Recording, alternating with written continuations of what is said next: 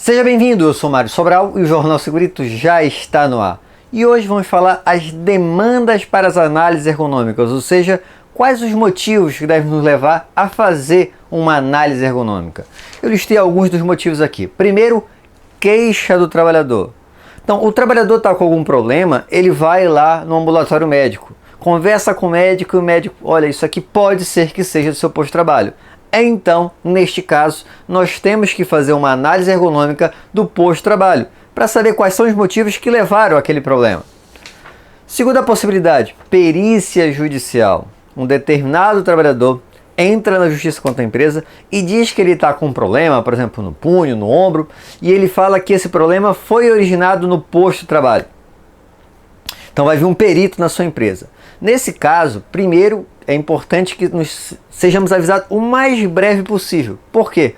Porque essas perícias elas têm as datas, né? E a gente precisa fazer rapidamente para quando houver a perícia, a gente já saber o que aconteceu. Até saber se a responsabilidade é mesmo da empresa. E um detalhe em relação a essa análise ergonômica é porque ela tem um foco específico. Então, se o trabalhador está reclamando um problema no ombro, nós vamos avaliar aquela atividade especificamente em relação ao problema no ombro desse trabalhador. Terceiro item, readaptação funcional. Então eu posso estar fazendo uma readaptação por uma questão de uma restrição interna. Então o médico do trabalho da empresa verificou que determinado trabalhador ele não tem condições de realizar sua atividade em um determinado posto e ele vai ter que ser realocado, ou em função do próprio INSS que falou, olha, esse trabalhador aqui precisa ser readaptado para outro posto. E a gente vai ter que fazer uma análise desse posto de trabalho em função dessa restrição. Quarto item, que é parecido, mas não é exatamente a mesma coisa, a avaliação de postos para PCD, portadores, pessoas com deficiência, né? Então, por exemplo, eu fiz a contratação de determinado trabalhador que ele tem uma determinada deficiência física. Em função disso, eu preciso analisar esse posto de trabalho para que eu não venha gerar mais problema para esse trabalhador. Item seguinte, situações de NTEP, Nexo Técnico Epidemiológico Previdenciário. Então, como é que funciona isso? Primeiro, pode entender o NTEP. Algumas doenças são mais frequentes em determinadas atividades econômicas.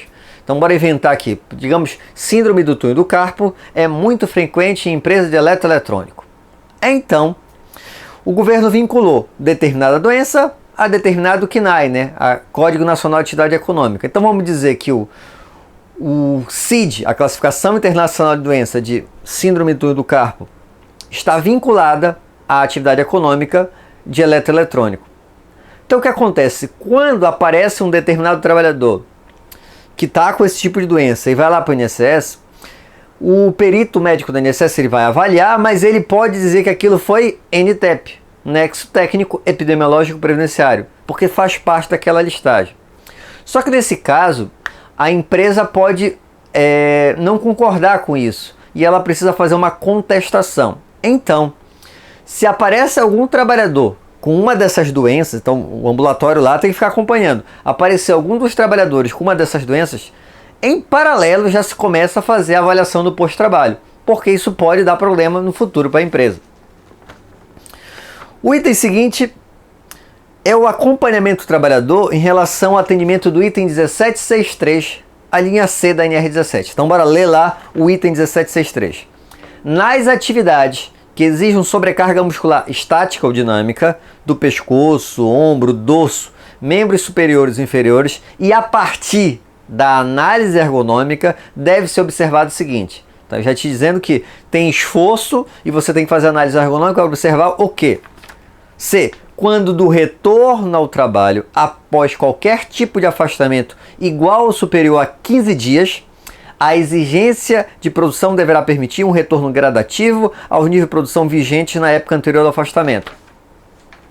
Então ele está dizendo o seguinte, se o cara foi afastado por mais de 15 dias, quando ele retornasse, de acordo com a nossa avaliação, esse cara deveria voltar de forma gradativa, não deveria voltar já a toda, porque tem aí um período de readaptação.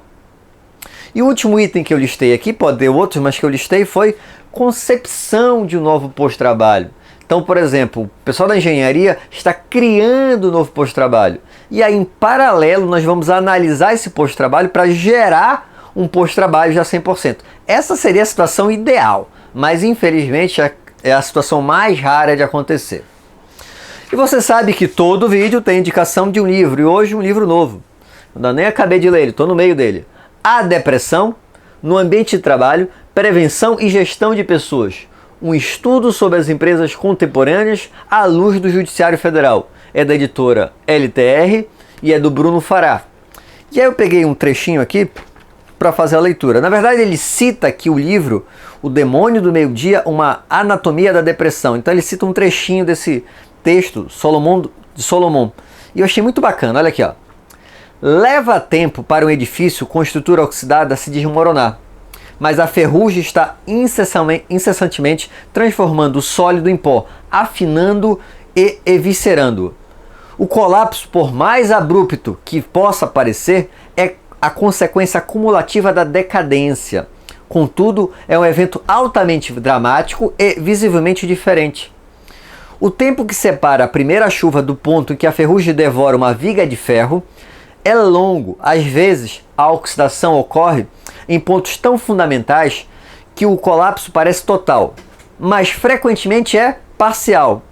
Este trecho, então, entra em colapso, derruba aquele outro trecho, modifica o equilíbrio de modo dramático. A depressão ocorre no tempo. Então ele está relacionando com a depressão. E aí o autor aqui comenta, né? Para ver ferrugem, portanto, primeiro houve um ferro, e a história silenciosa de como esta viga se tornou com um tempo porosa e se envergou. O ambiente estressor, no caso o vento e a chuva, participou ativamente do processo. Certas vigas com mais estrutura talvez não tivessem o mesmo destino, e sua história seria menos dramática. Mas é justamente esta história que não precisaria mais ser narrada para um psiquiatra. Para um psiquiatra diagnosticar se o humor deprimido sugere um quadro de tristeza ou de depressão. A única temporalidade que conta é a dos sintomas, se eles estão presentes há mais de 15 dias, ou, como veremos com mais detalhe, se o conjunto quadro abrange 4 ou mais de 5 sintomas. E ele continua aqui. Mas eu achei interessante porque ele fala que essa questão da depressão não é algo instantâneo, né? É como se essa estrutura metálica que vai enferrujando um pouquinho, vai tendo um problema aqui, um problema lá, junta tudo e acaba chegando na depressão. Espero que tenham gostado. Se gostaram, já sabe, né? Curte, compartilhe. E tem alguma dúvida, alguma sugestão de pauta? Manda um e-mail para sobralj@hotmail.com ou coloca aí abaixo nos comentários. Um abraço e até o próximo programa.